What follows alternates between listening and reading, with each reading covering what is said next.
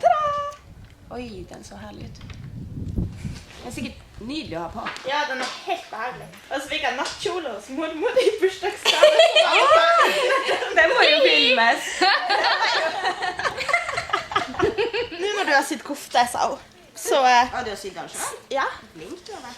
Så må du ha den her som underkjole. Ja. Hentet hun frem fra kista si.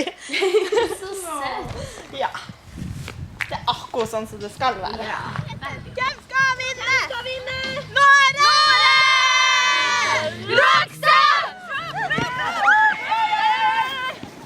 Ja, det var bra.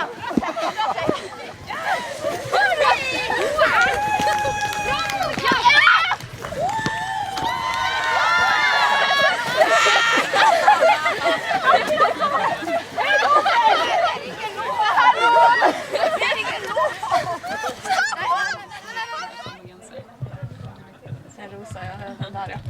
Men nå har jeg jo den der i kvitt. Veldig fin. Oliko astmamaitikin? Joo.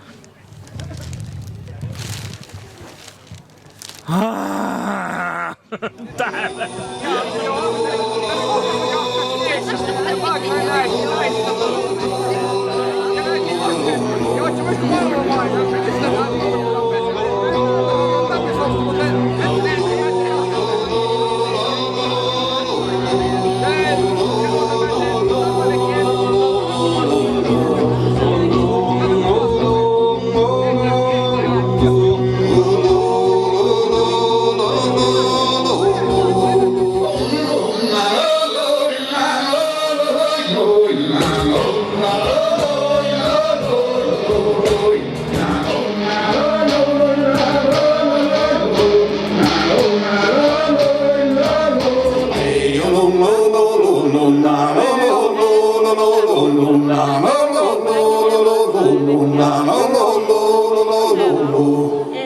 Janni Staffansson från Idre.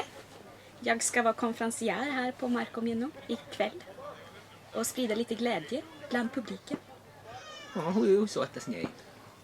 Så jag bara ser jag springer liksom och bara fan vad dåligt jag mår, fan vad dåligt jag mår. Så bara lägger jag en så spya den här över alla liksom. Och så precis då så vänder sig en kameraman och liksom får med hela spyan på filmen den här liksom.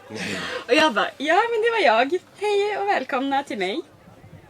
Det var egentligen inte meningen att jag skulle filma det här backstage-toaletten. Se där!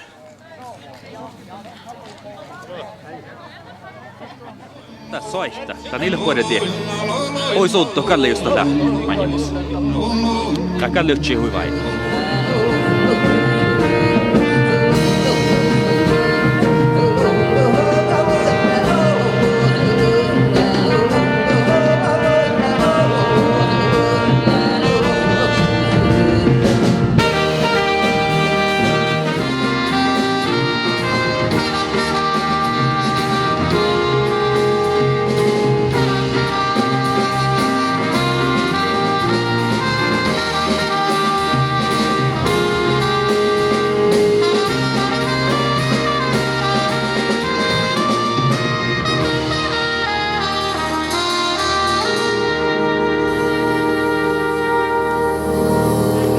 Lukihtua.